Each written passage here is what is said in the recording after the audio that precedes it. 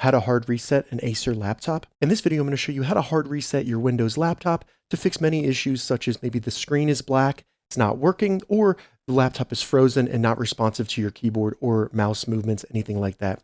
And if this video helps you, please consider giving it a like and also subscribe to my channel because that really helps me out. And it's important to note that the hard reset will not remove any files on your computer. We're just going to force the laptop to shut down and then restart.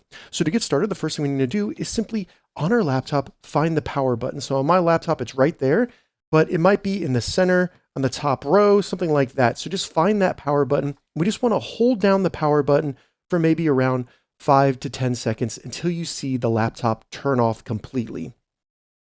So keep holding it. Keep holding it.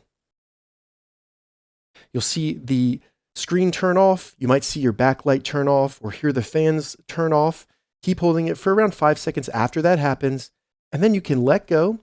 And after that, just hold down the power button for around 2 to 3 seconds, and it should start to turn back on and boot up.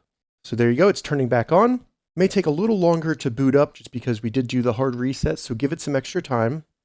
Then there you go. As you can see, the laptop is rebooted and it's now responding to my mouse and keyboard touches.